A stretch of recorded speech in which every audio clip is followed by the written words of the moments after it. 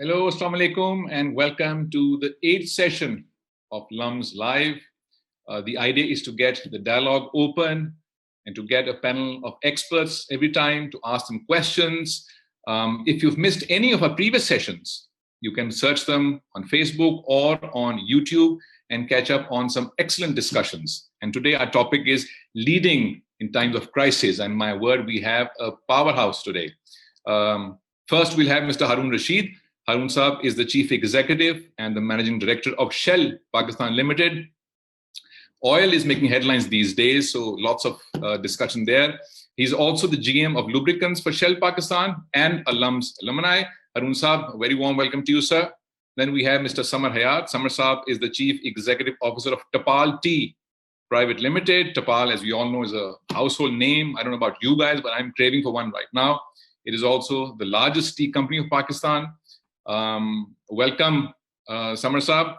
Next, we have Mr. Inam Rahman. Inam Saab is the Chief Executive Officer of the Dawood Hercules Group's parent investment company, the Dawood Hercules Corporation. And he brings with him 27 years of diversified experience, also a LUMS alumni. A very warm welcome to you, Inam Saab. And last but not least, we have Dr. Arshad Ahmad, the Vice Chancellor, who's dealing with crisis all the time, has many demands on his time, and always makes time. Dr. Saab, thank you so much for joining us today for this important session. And if I may, if I can start with Dr. Arshad.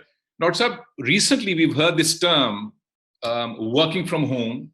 Some months ago, if somebody had said to me, I'm working from home, I would laugh at him. But now it's become the in thing. And many of my friends who work for corporations are even busier now. What are the challenges of working from home? And have we been successful in implementing this? So give us a little brief overview of this. Assalamu alaikum, Adil, and thank you very much. Assalamu alaikum, everyone. Ramzan Mubarak to all of you. I don't know if it's the in thing. I think we were all forced into this modality of working from home. And you're quite right. It was unimaginable just a month ago that the whole world would be working from home. For some, of course, this presents not only challenges but opportunities. And as I think about our, the folks that really matter at LUMS, these are our students and of course our faculty. And there are many others, but primarily our students and faculty. And you think about students, I think it's safe to say that our little experience so far, the few weeks that we have been teaching online and they've been learning online, it has been probably one of the more underestimated or, there was no playbook for learning online from home. And the stories that we are getting, because one of the things we've done is to stay very much in touch with our students, especially the faculty have been writing individually to them, and we've been very much concerned about providing access and keeping the lines of communication open. So what we are learning is that the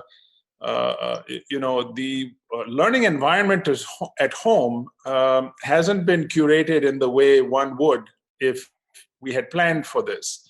So the spaces at home, the chores that you have, particularly if you're a female, are underestimated.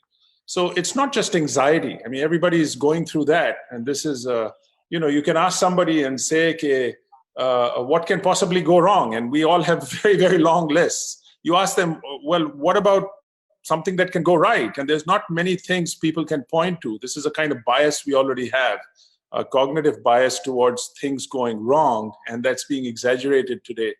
So for students, it's been particularly a kind of structure in which learning occurs, and a lot of it on the campus was very different than what it is at home.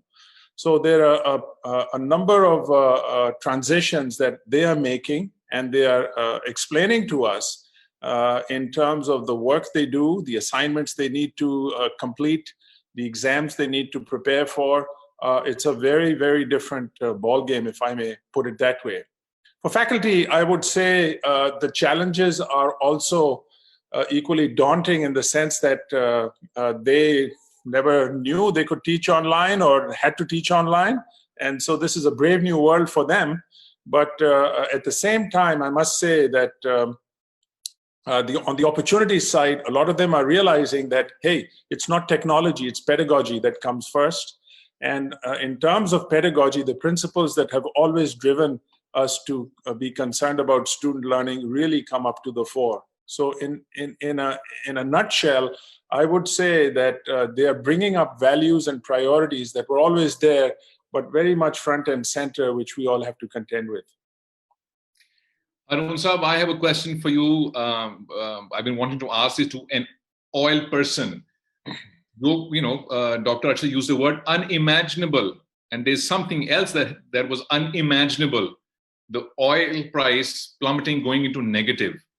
So लोग ये कह रहे हैं media पे भी कि जी supply ज्यादा हो गई, डिमांड कम हो गई, कहीं जगह नहीं थी स्टोर करने की, इसलिए वो प्राइस नेगेटिव हो गई. It just sounds too oversimplistic to me. So as Ghalib had said, कुछ तो है जिसकी पर्दादारी है.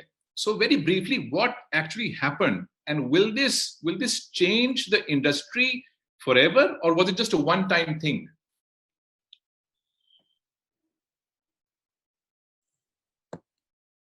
Haroon Saab, I think your mic is muted. Can you unmute it? There you go. Hello. Ji, we can hear you. Go ahead. Sir, interestingly, media पे जो कहा जा रहा है, it is quite close to reality. So what COVID has done is it has paralyzed demand in a way that has never happened before. To imagine India in lockdown, the third largest consumer of oil in the world. US, the largest consumer of oil in the world, in partial lockdown. These things were unimaginable. To add to that, aviation industry, which used to consume maybe 15% of all global oil, is consuming next to nothing. Now, as a globe, we used to consume about 100 million barrels of oil a day. That has taken a hit of 20 to 30%. Because of the numerous lockdowns, the big reduction in demand due to less travel by airlines, etc., etc. The way oil wells work is it's a continuous process. So the oil wells need to produce, and shutting down a well takes some time because gas has to be flared, etc., etc.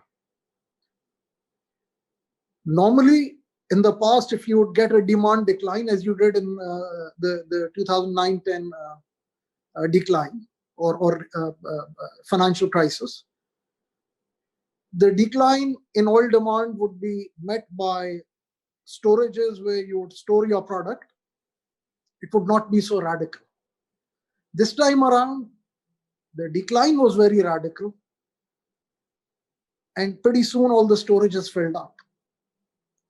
OPEC has a history of not getting along very well with each other every time there's a demand decline. This time that not getting along bit multiplied because the whole effect of COVID had not even been seen when you heard about the quarrel between Russia and Saudi Arabia. And therefore, what happened was, as you rightfully said up front, inventories filled up, storages filled up, and in the US, for the WTI index, when it came to physical clearing, oil price became negative because of the costs involved in actually clearing the product. Is it a long-term thing? I doubt it, because sooner or later production goes down, and then when demand picks up, you will have a new balance. I will not try to predict the future oil price, because the only thing I can say about future oil prices, you cannot predict it. But the past you explained quite well. I've added more to it. Considering what's been happening to the world in the last 3 months, nobody knows what's going to happen. So many things which were unimaginable have happened. Samar Saab, it seems like, your sector, tea, is perhaps the new oil sector. Everybody is going to drink tea, more or less. But every sector is hit. When this happens, in a product, how do you keep how do you keep your staff and your team members motivated? सब कुछ बंद है और sales नीचे जा रही हैं. There's uncertainty. As a leader, how do you keep them excited and motivated? What do you do? Thank you, Adil. You can hear me fine, yeah? Yes, we're good. Okay, so no, I think you're right. I think we are also, we are the fast-moving consumer goods sector is a bit less affected, but there is an impact, of course, and there's also an impact on operations. There's an impact on all elements of how the company works. I think to answer your question specifically, some of the things we have given a lot of focus on is to make sure there is a lot of communication currently, because the more we build a sense of togetherness, the more we build a sense of goal alignment, which is everybody's aligned to the same goal, the more we kind of make sure people are focused on the same target and are motivated. I'll give you an example. I think a few of the things we've been saying in our company communications a lot is, when someone doesn't do their absolute best at what they're supposed to do, they are also letting down someone else who's counting on that effort, right? And usually all companies, even personal life to some extent, works the same, which is somebody counts on the effort we do. So one of the things that I think has been helpful in keeping a pretty high sense of motivation and focus right now has been to keep driving single goal alignment across the company, which we have, but then also build a pretty strong sense of togetherness, which we've been focused on. Inam Sab, I'm going to throw two questions at you. You can pick and choose. One is, how has your sector been hit? Chai ki to shayad bahut kami nahi hui hogi compared to oil. So, we have these two gentlemen sitting here. How has your sector been hit? And secondly, after this hit, have your priorities as a leader or as a company changed? Have you changed something in leadership style or perhaps in company policies? Yeah, Adil, thank you. You can hear me fine, right? Yeah, we can. Oh, good. Well, first thing is that typically the kind of sectors we are involved in, which is investments, so we have a delayed impact typically. So what the consumer sector is facing today, what the service sector is facing today, we'll probably face the brunt of it another 3 months down the road or maybe slightly longer. So we are going to be hit. There's no doubt about that. It's just that the timing is a little fortuitous for us right now. We did not hit immediately like a lot of others in that sense. But it has, whilst it has not hit us, it's also given us the opportunity to really reflect and see what we can do and how we can take a leadership role in lots of things. So I'll split it into two parts because your question talked about leadership style and the organization's response. So the first thing that we looked at as a group was that what's our priority? Our priority has always been people. So in a sense, it was quite easy to focus. The chairman, the board, they all said people are our priority. So it was very easy to focus. Let's do what's right for the people. So पहली चीज जैसे हम कहते हैं वो था कि अपनी टीम को तहफ़्फ़ुज़ प्रोवाइड किया जाए जो ये सिचुएशन हो रही है. और जिस तरह समझ ने कहा, over communication is the order of the day rather than not saying anything. So बताते जाएं लोगों को क्या हो रहा है, keep them updated. और इतना आजकल इतनी disinformation फैली हुई है, it's really important for people to know कि fact क्या है और क्या चीज fact नहीं है. जो हमने employees typically आप सब organizations में परेशान हैं, tension है, anxiety है, so you have to keep them motivated right through all of this. So what we did was that even before the government started off this social distancing and everything, we had put into place our social distancing efforts. So we made sure that if people have to work from home, technology works first of all, because you can't just put them at home and then have nothing work. So we made sure that we did a few practice runs first with half the people of the office and all the office. So when the government put the shutdown, we had actually been shut down a few days before that.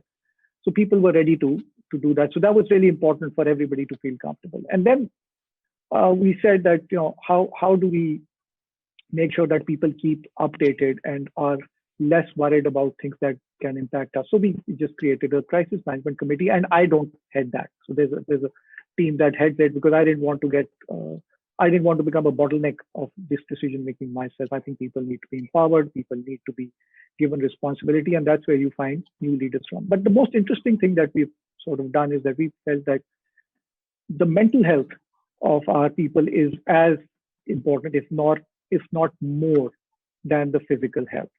So we said, yeah, how do we do that? I mean, we've got support groups now for everybody. So, for example, the women of the house, the women who were working in the office and now are working from the house, as Dr. Arshad was mentioned about. So we have a support group handling that. What about the spouses? A lot of women are unused to having their men being around most of the day in the house. So how does that impact the dynamics of the house, and what do you do? So we've got an entire support staff and a support team doing all of that. So it's something that we believe that if the people are taken care of, the organizations will be taken care of by themselves. And I echo what all of the other panelists have said. Then there was a response on the organizational side, which is the group side. So we, as a group, we also are a majority shareholder of Engro. So Engro becomes part of the larger group as such. So we felt that this is such a big crisis that the country has to come together. And normally we are very shy or averse to talking about any CSR or philanthropic efforts that we do. But this time we felt that this is something that where you have to put a marker on the ground and encourage other people to come in. So the chairman, Hussain Dawood, he made a significant pledge to fighting this thing. And that's fortunately started to take a bit of steam of its own, and other people have come around. So that's our organizational response in a bigger sense. We want to lead and we want to show people that this is a fight that we all have to fight together. Mental health, another topic perhaps we can discuss in the future. And like Inam Sahab said, it may have, we may see the effects much later on. Right now, we're in the middle of economic crisis and all of these crises. Dr. Arshad, Samar Sahab mentioned the word communication, how communication is very important. So, we see the Prime Minister and his team coming on television very regularly and updating and sharing what they've been doing. So, so they're there very regularly. How important is communication, and what is it that leaders need to tell their communities? What is it that people or groups need to hear? Right. I think Inam Sahab also mentioned the same thing about over-communication. Is never enough communication in times of crisis. And the question is, whether you are just sort of dishing out rhetoric, which you pick up from, everybody's communicating out there right now, and it's not difficult to say things. But the question is, how authentic is the communication? How meaningful is it? I think we lost you there for a second. I think the internet is active. Well, that makes it also real, doesn't it? Can you hear me now? Yeah, we're good. We're good. Go okay, ahead. Very good. So I was just saying that it's the substance of the communication that really matters. So maybe here 2 or 3 points that I think it's contextual as well. You can't have the same for everyone in every organizational setting, but the anchor for the communication has to be the values that the organization or institution espouses. So you can't make things up now, and become somebody you're not. So the first thing I would say is, wear a glove that fits your hand. So be yourself. And that's a very important principle, I think, in just about everything we do is there's a smell test to communication that the receiver always filters, that you don't want to raise two expectations that are unrealistic. On the other hand, you don't want to come across as oh my God, the sky is falling. You've got to be honest.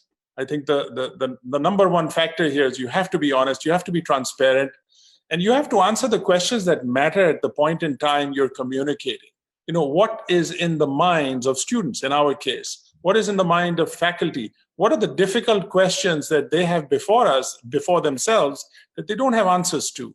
And that's what they look to leaders for. So on the health and safety, you heard some really good examples of what's being done at Dawood, Hercules. I'm sure every organization has come up with their own protocols with respect to health and safety, which is paramount, without which nothing else happens anyways. But then this business of empowerment and what's happening on the ground, so there are some critical workers that are coming in at LUMS. There are others who are working from home. But what are the actual practices, because believe me, the guidelines that we get, and we've gotten amazing guidelines from the Higher Education Commission, for instance, but they're not good enough. I mean, they're a bunch of guidelines. They're actually very commonsensical things that, wash your hands and stay away from people. And if you're sick, stay at home. Well, hallelujah. I mean, this is something that we knew already, but how are we actually going to implement these? Who are the people taking responsibility? Who are the ones who are making this their own?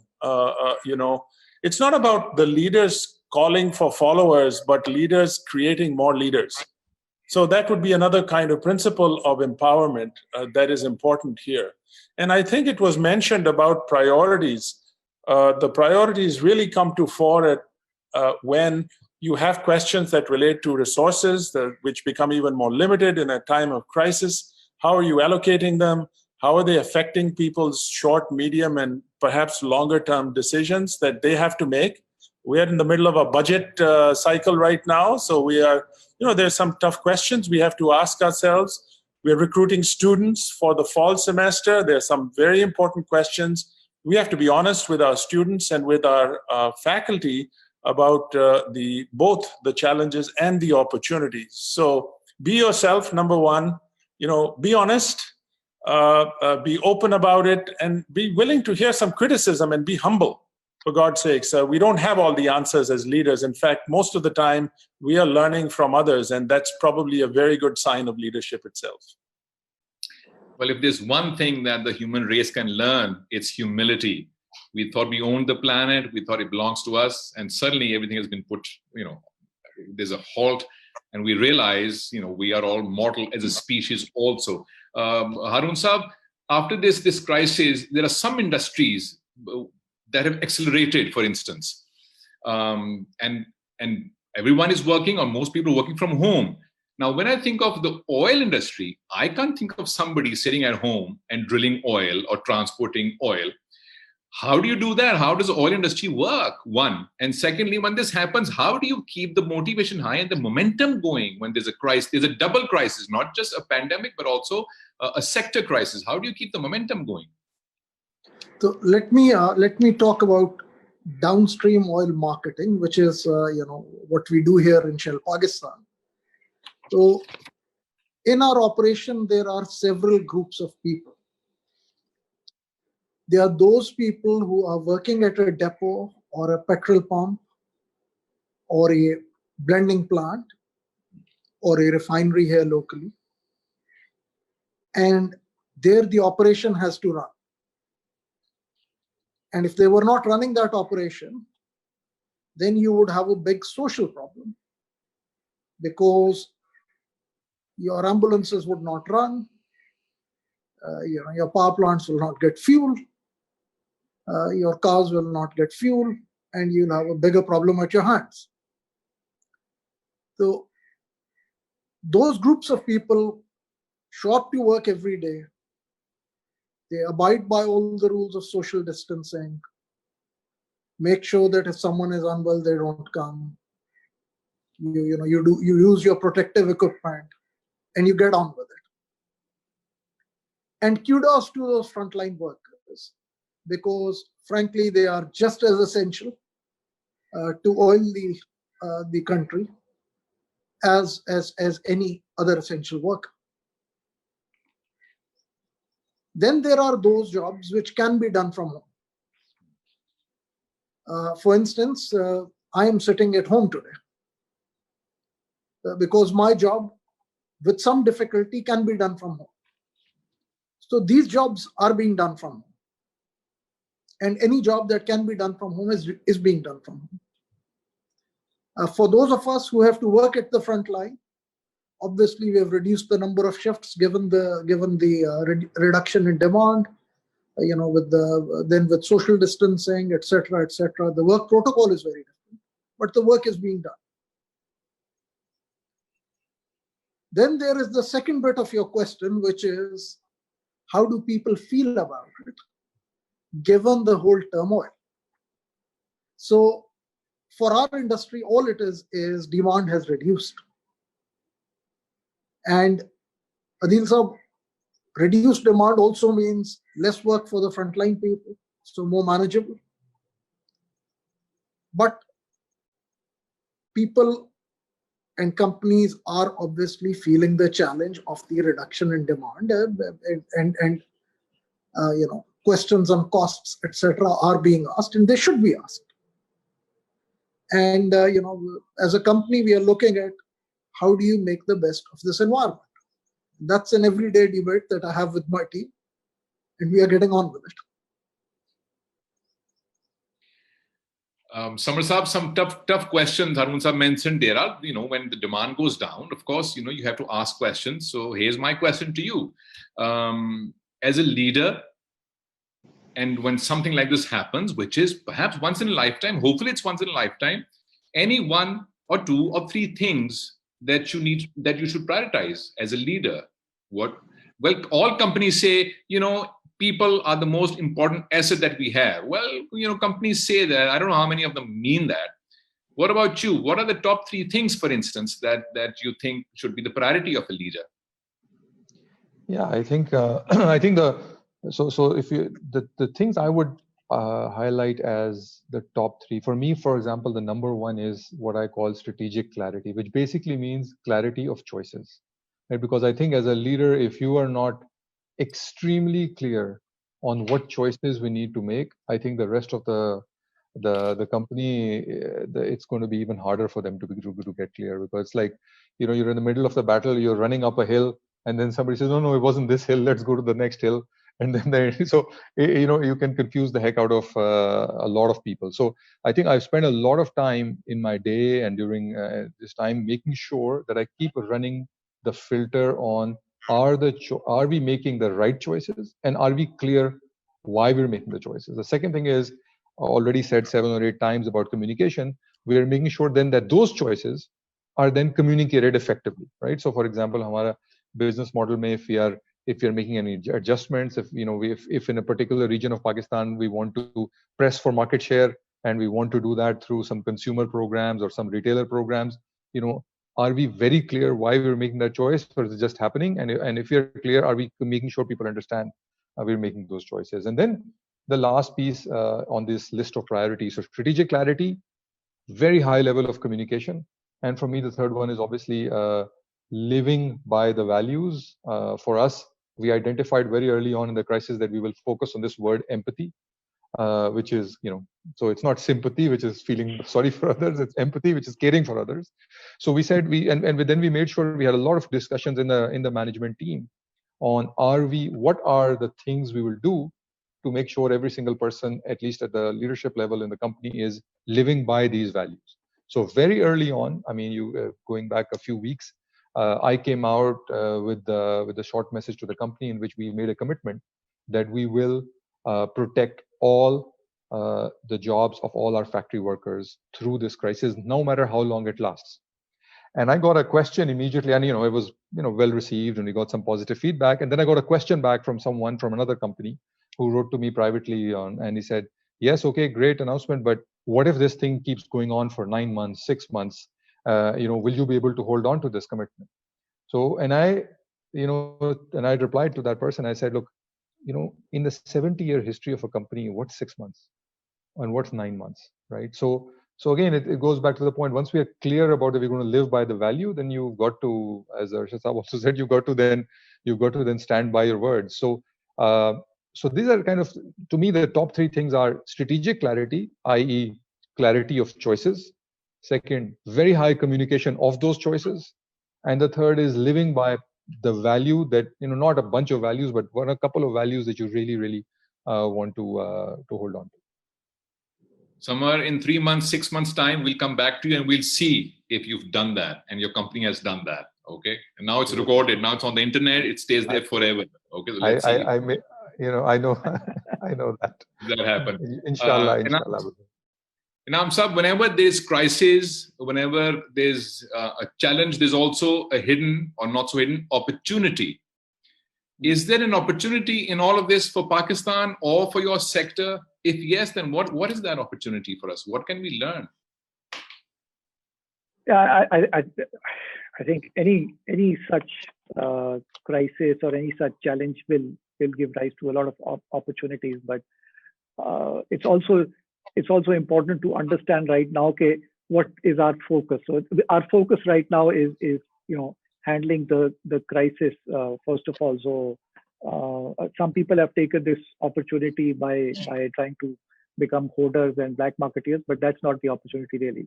So let's talk about the opportunity. I think one of the important things to understand is that first of all, we have to accept that some of these doomsday sayers, they were right. चाहे वो pandemic की बात करते हैं या मेरा favourite topic जो environment का है उसकी बात करते हैं, ग्लोबल वार्मिंग की बात करते हैं, all of these things. I think ये वो चीजें हैं जहां पे we need to really open our eyes to these things and we say कि यार this is not the last time this going to happen. This is going to happen again and again, and probably this is going to happen with alarming frequency, which means that it's going to not wait for another 100 years to happen. It may happen much sooner than that in our lifetime. So I guess when we start looking at opportunities, then we have to see that there is life will take a different tone. But if we just for a second look at what's happening out there, so China, which was first hit by this virus, suddenly there are question marks about concentrating all the manufacturing in China. And a lot of manufacturing does happen in China. About 90% of the world's shoes, for example, are made in China. So when you have such a concentrated risk coming out of a sector or a country or a region, then the obvious first reaction is, can we disaggregate this? I mean, this is just too concentrated a risk in a country or in a region. And those are the kind of areas when disaggregation starts to happen, that's where opportunities will also start to increase. And I think that's just one part of this whole thing. But if you start looking at how things have changed, so how has technology changed? How has communication changed? How is healthcare changing? Maybe healthcare and insurance or health insurance are going to become big things as we go ahead. Cybersecurity is becoming big. Already this Zoom that we are connected on, a lot of people in the US have officially gone off Zoom because it doesn't have the right kind of security. Education sector, which Dr. Arshad has already talked about. I mean, this is huge. Would you really need a bricks and mortar LUMS or a bricks and mortar MIT or something like that? Do you really need that anymore? I think it's more a cause for reflection right now, and saying these are certain things that are going to happen. But what we see is definitely technology is going to play a much bigger role, and not technology as we are experiencing it. ये आजकल सब लोग कह रहे हैं जी हमारी technological हम एकदम से कंपनी ने टेक्नोलॉजी अडॉप्ट कर ली है. So अभी तक जो टेक्नोलॉजी अडॉप्ट की वो ये कि हम Zoom पे बात कर रहे हैं. That's not really adoption of technology as we really mean it. So technology, I think, is going to play a bigger and bigger role as we go along. And then there are going to be real different changes. Haroon's talked about oil demand khatam ho gayi hai. Main to nahi nikla itne din se baat. How is the construction industry going to change? Will people now want to stay in very cloistered apartments, etc.? वो कहें नहीं यार, social distancing के लिए हमारे तो घर भी अब इस तरीके से बने होने चाहिए, हमारे दफ्तर भी इस नए तरीके से बने होने चाहिए अगर दफ्तरों की जरूरत है भी.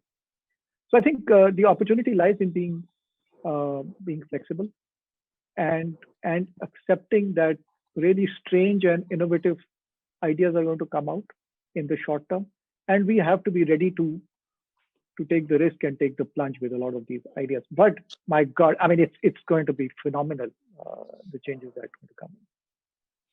I hope it's good, phenomenal. Dr. Arshad, I have a question for you, but do you want to add to what Inam Sab just said? Yeah, definitely. If it's on opportunities, I want to be all over that one. Because frankly speaking, I think, there are some, let's say, to pick up on what was said earlier about priorities, there are always institutional priorities that we all have, and we've been focusing on. And then you look at some of them and you go, well, at this point in time, can some of them be leveraged just because they present themselves as opportunities? So let me talk about three big ones at LUMS. We've always been very big on access. to providing access to, all kinds of students to have an educational experience that's not limited because of constraints like can they afford to come here. So it should be on merit, but based on their desire to learn and to excel. So on the access part, I mean, can you just imagine now with online learning and with borderless, basically campuses, the access opportunities that open up for us?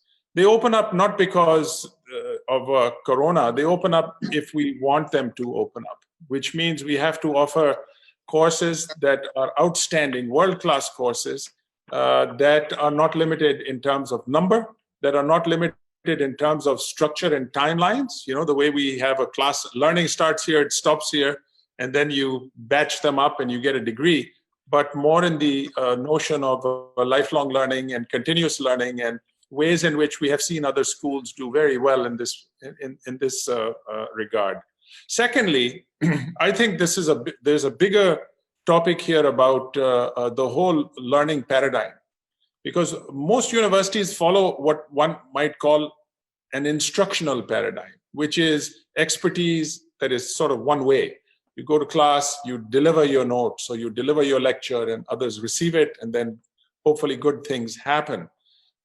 So if you have a focus more on the production of learning rather than the production of knowledge for knowledge's sake, it's a very different orientation in how you construct your entire curriculum and how that interacts with both students who become partners rather than recipients, and for that matter, disciplines which become also partners in solving complex problems that aren't necessarily done in one course taught in one department through one instructor, but through ways in which we reimagine how we can offer a much richer experience for students.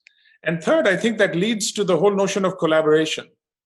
So, we talk about collaboration across with students and faculty. We talk about collaboration, faculty with faculty across disciplines. But I think here, with my colleagues sitting here from 3 different sectors, all of them, by the way, are LUMS alumni. So I just want to take advantage of that and say that we need to collaborate better, business and society. And we are the intermediaries. We're hopefully the honest brokers which bring together business and society.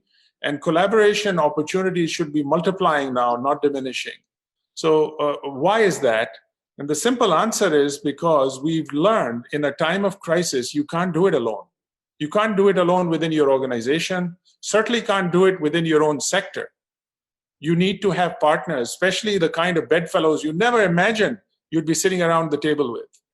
What would I find in common with Haroon Saab, Inam Saab, and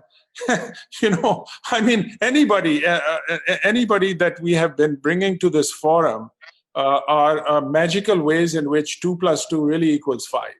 And so this is the time to do it.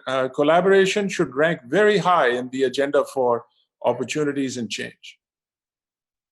Haroon Saab, we have a question for you, and I'll also throw that at Samar Saab and Inam Saab if they want to add to that. And someone wants to know, you are a part of a continuous operational plant. How is the operation staff managing these days? So what's happening in your company these days? And then I have another question for you if you give me a brief answer. So the operation is working. Through our depots, through the ports, we are supplying fuel to the country. And the people at the front line are the ones I'm most grateful to because they are coming out there, doing their work, and there is a social reason there. Because without their work, you would not have fuel. We are taking every caution we can to ensure the safety of those people. I will not go into the details of our HSSC standards because I will end up repeating what you might hear from otherwise also. But I'm very grateful to our frontline. So here's my question, and I will throw it at Dr. Arshad as well if we have time, which is because of this job crisis, because of this pandemic, the young graduates are nervous. So there won't be any jobs. as a leader, what would you tell these graduates? It's okay, wait a bit, we're all in it together. How do you settle their nerves? So you raise a great question, because the one thing I would say to everyone is tough times never last, tough people do. Mm-hmm. So when these graduates, so imagine, your LUMS class of 2020. Today you send your CV to 20 different companies. Everyone says, I love your CV, but dude, we ain't hiring. And then I come across and say, tough times never last, tough people do. What do you do? So, think about your worst case. What is the worst case? The worst case is that you'll find a job, if not this year, the next year. Now imagine yourself 30 years from today, 20 years from today. And to the class that will graduate this year, I can tell you that when I see you 20 years from today, from good old statistics, and Professor Saab can add, I can give you a few answers right away. About 5 to 10% of you would be big time millionaires, maybe even billionaires. Which 5-10% you probably don't know, because there will be a roll of luck there. A good 70 to 80% of you in 20 years from today will surely have very balanced, very happy lives, very comfortable lives. You would have gone places you never imagined. You would have done things you never imagined, and you would be smiling. And then there will be a 10% who will land themselves in trouble for reasons known to them. But all of you would be pretty much in exactly the same place, even if this was not a year of crisis. So in the longer run, it will not matter. In the short run, this is a test of your resilience. This is a test of your creativity. This is a test of you to ask yourself, how do you come out of this situation smiling? And mind you, you're not alone. A lot of corporates are with you. Imagine working for the airline industry today. Imagine working for the hotel industry today. Imagine owning a nice restaurant today. Those businesses are in serious trouble also. So you're not alone. We are in this together. We will come out of this together. And the other good thing I would say is, at most, the shelf life of this COVID crisis is 2 years. Because sooner or later, you will get a vaccine. And the last thing I would say is, you're lucky to be in Pakistan. Because I looked at IMF projections, our economy is only forecasted to contract by 2%. A lot of European economies are forecasted to contract by 20, maybe 30%. Because that is, we were fundamentally, and 40% is agriculture, which is pretty much intact. As a country, we have enough food to so that no one goes hungry. So you're lucky in this environment to be in Pakistan. I know that a lot of people will smile when they hear this, but this is the truth today. Well, the UK economy is expected to contract by 35%, and and they're having nightmares. Inam Saab, you want to add to this? And I'm just going to remember one little thing that my teacher once said. He said, I wanted to be a pilot at some point. And he said, clear skies never make good pilots. So when the skies are murky, that's when a pilot learns the skill. Inam Saab, you want to add to that and say something to the youth who are a bit nervous about graduating? And some of them, I'll come to you. Yeah, I think, okay, so I'm pretty much from the Darwinian school of thought, which says that the most adaptable survive and thrive. Okay, so completely agree with Haroon that panic is not going to get you anywhere. That's clear. I mean, you can panic for all you want. You can jump up and down. It's not going to make any difference. I think one thing, and in particular for LUMS graduates, since I'm also one, and for people in general, one thing is very important, that this is also a great opportunity to to move out of your comfort zones. So the comfort zone is कि यार मैं किसी अच्छे से bank में जाके अच्छी सी नौकरी कर लूंगा और वहां मुझे गाड़ी भी मिल जाएगी और खाना टिकाना सारा कुछ हो जाएगा. भाई भी नहीं हो रहा है. It's a fact. Let's stop crying about it. Let's stop worrying about it. Okay? We have to move ahead. This is the time where the real entrepreneur, where the real innovator inside you has to come out.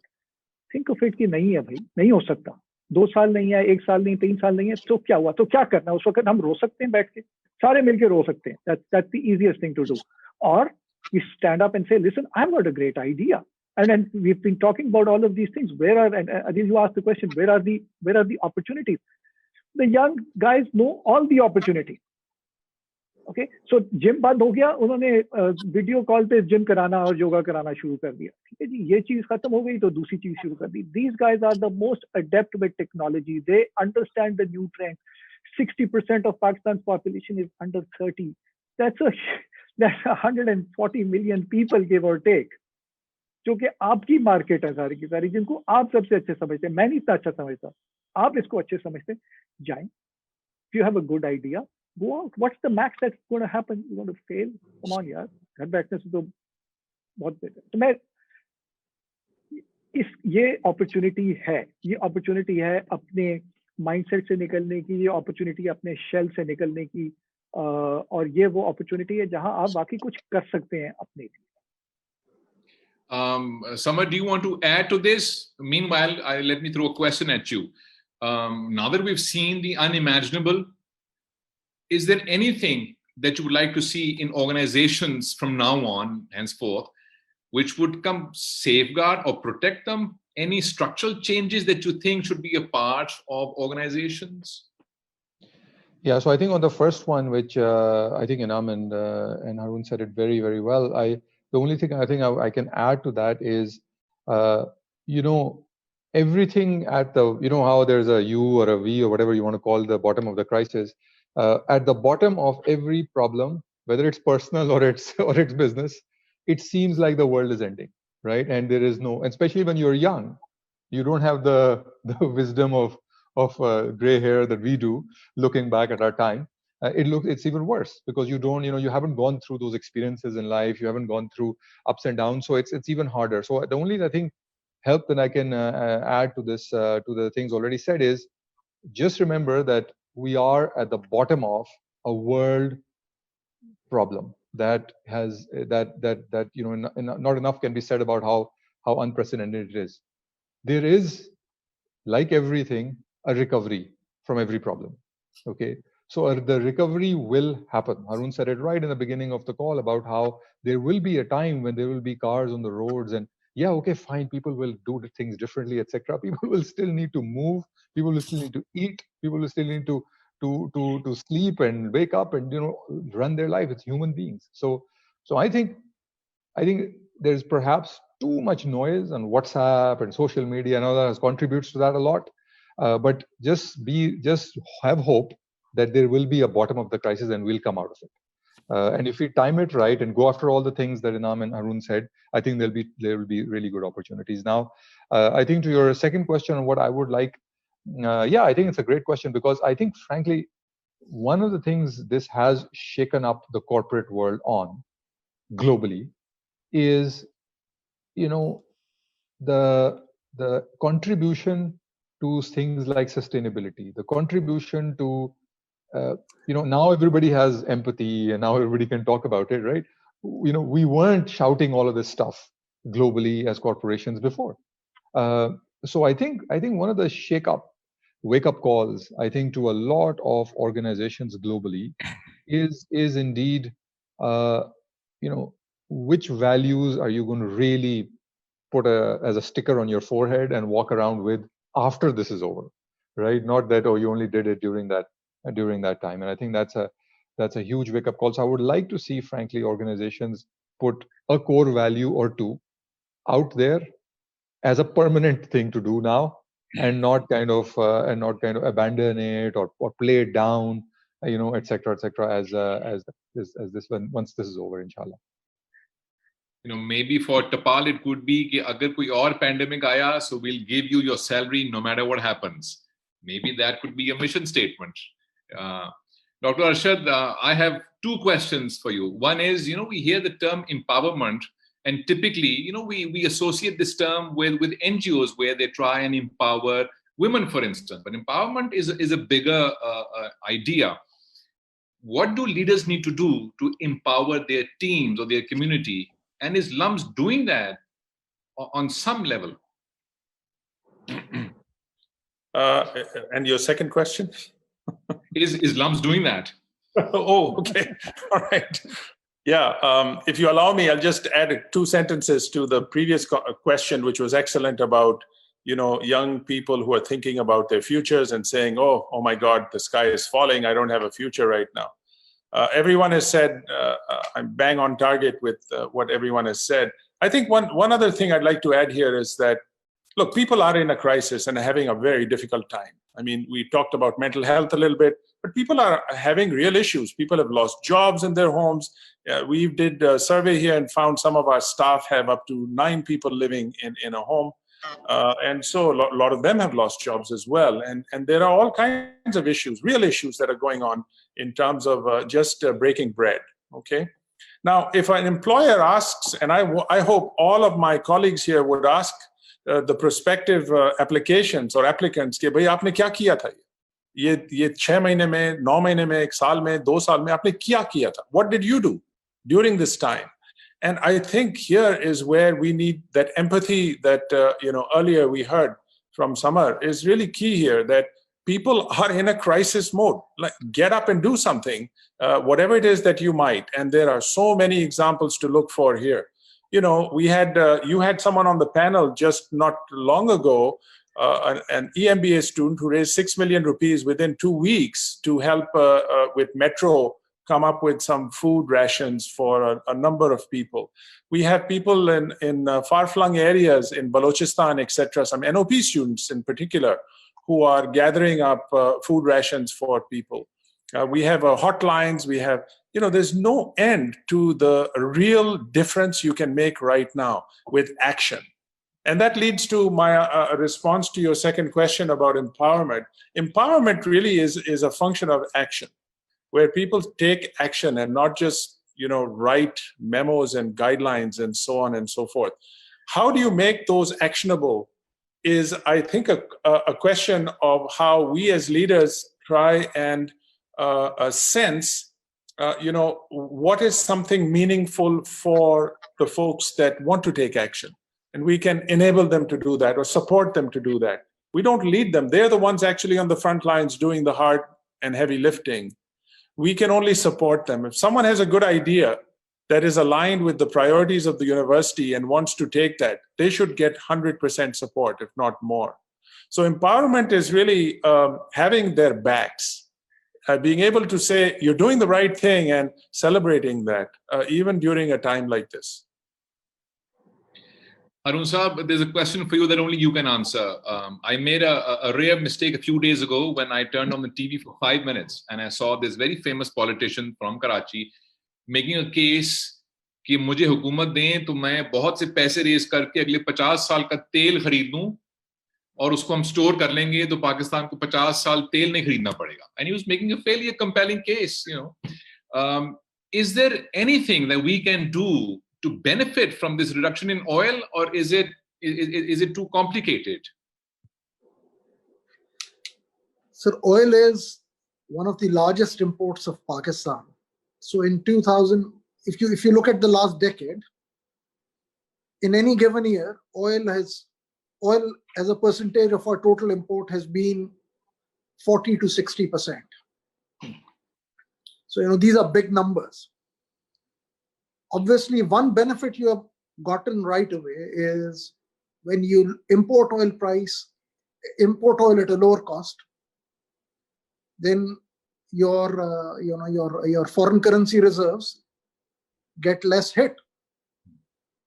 So that benefit obviously is coming to Pakistan because last year oil price was averaging well above 50. This year, I don't know what happens for the rest of the year. But it seems that oil price will not average at 50 or higher. It will be much, much lower. And that means also with the lower demand at our end, That means a much lower import bill. So that is good for your country. Now then the other question which you ask is, should you at this stage do something to buy long-term oil? To that, there's no straight answer. If you have the resources, like China, fill up all your tanks. We have limited tankage, but yes, indeed, filling it up is a good thing for the country. But even if you fill it up, mind you, our tankage is not enough to run Pakistan for the next 5 years. You can maybe run it for 6 months.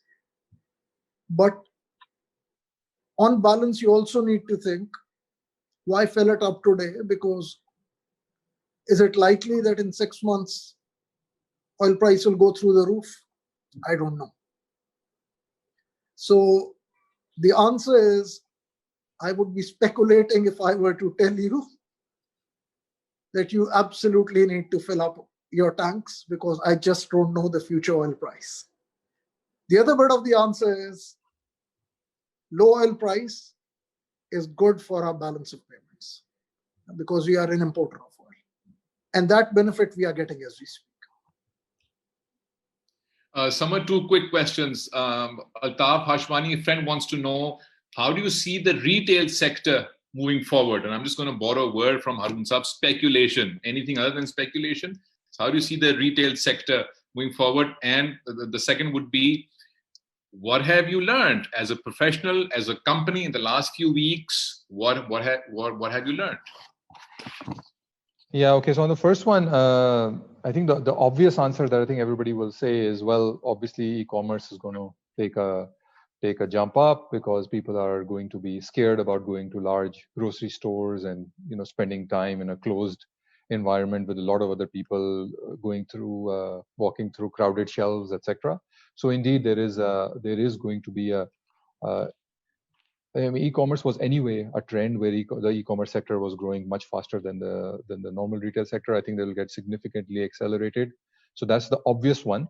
I think the interesting one in that will be, is it going to be the large e-commerce chains, so-called, like the Daraz, etc. of the world that we know of, or is it going to be some other way to do e-commerce? Right? Are we going to get traditionally get the mom and pop stores? Are we going to get mom and pop e-commerce channels pop up all of a sudden, where there is something interesting that they offer along with just a very large collection of consumer goods? So I think there will be a very obvious, very natural spike in e-commerce.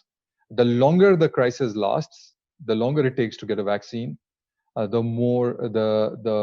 longer the curve will be for e-commerce to be on an explosive trajectory, and for the normal retail sector to be on a downward trajectory. So this is an unknown, because if it's short, then I think that it's not going to be a life-changing, dramatic shift. If it's a year, or God forbid, beyond, then of course, then I think it'll be much more dramatic. That was the first one. I think the second one, I think a lot of things have been said, but I think one of the things I personally really have learned is, I've really learned how incredibly resilient and strong our people are. I was out of Pakistan for many years, but I mean, I grew up here obviously, but I was out for the last 20 years, and then I've been back for 2 years. And you kind of forget some basic facts. I mean, through all of this, like Haroon has said, there are people going to depots, there are people going to grocery stores, making sure consumers get the products that they're able to go. So there is, I mean, if you go outside, I don't encourage it, but if you do, for something essential, you will see that there are still people making the country run, right? And I think that is courageous. Sometimes people might say, "Nahi, inke paas to choice nahi hai, ye nahi." It's not true. People are. I know people in the company who have a choice, and they're still frontline people that are I'm talking about factory staff, etc.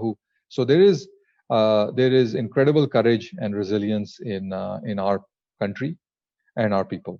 We have seen it over and over again: earthquakes, floods, terrorism, etc. And that's why I said, when you were asking about what young people would have to think, I think young people have to remember that no matter how dark and deep the bottom of the crisis is, there is a coming out of it, inshallah, at some point. Samar, you don't have to live outside the country for 20 years to learn all of this. You can learn it living in the country. No, I'm just kidding with you. Inam Saab, what has been the biggest or one of the eye-openers for you or for your company in the last 6, 8, 10 weeks? But we talked enough about that. But anyway, so we are just broadly speaking, a very large group. We have many different companies, and I think the biggest thing that has happened is how people from different companies have come together to work for a common purpose and for a common cause, and everybody is in it together. I think this crisis, whilst it has brought out the worst in a lot of world leaders, with different hair colors, but it has also brought out the best in a lot of people. And I think this Samar keh rahe the, it's brought out the best in our people. And we believe that this whole notion of organizations coming together, people coming together, clients and consumers coming together, this is going to happen more and more as we listen to each other, we understand each other's problems, and we together work to find a solution for that. One, I know we're running out of time, so one quick thing. This crisis is not over, and the impacts are going to be felt for a while. We are a poor country, and we are a country of poor people and some very rich people, of course. I think it's becoming incumbent on all of us, those who have the means, to look outside, look around. Social distancing should not mean कि हम अपने घरों में छुप के बैठ जाएं and start becoming blind to the problem. This is a problem. We must recognize that this is a problem. We all have a role to play. I'm sorry, मैं थोड़ा भाषण लग रहा है, but it's true. We have our role to play, and we need to really go out and do something for the less fortunate. बिल्कुल नहीं लग रहा भाषण. One last thing for all four of you. I'll start with Dr. Arshad. One word, one sentence. Leading in times of crisis. One word or one sentence. What should a leader do? Any one word or one sentence. But what do you plan to do with your one wild and precious life? Okay. It's actually not my. I have to be intellectually honest here. This is not my words. This is from another poet back in 1992. Someone who wrote this that's always inspired me.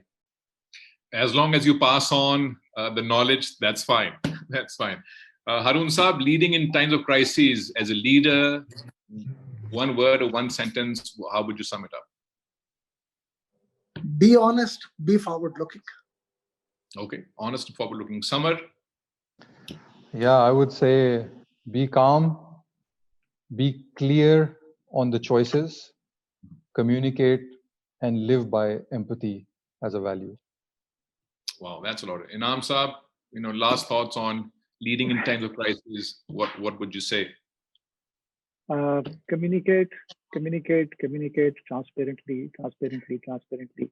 Empathy is very difficult to learn, but do try and surround yourself with people who are better than you. Thank you so much, everyone. Aapke waqt ka, you're busy people, you're important people. All of you, thank you so much. We've learned so much. We're out of time. And the friends who are watching, please stay safe and please look after yourself, and hope you've enjoyed the conversation. Thank you. Apna bahut khayal rakhiye. Thank you, Samar Saab. Thank you, sir. Nice to see you guys. Thank you. Thank you.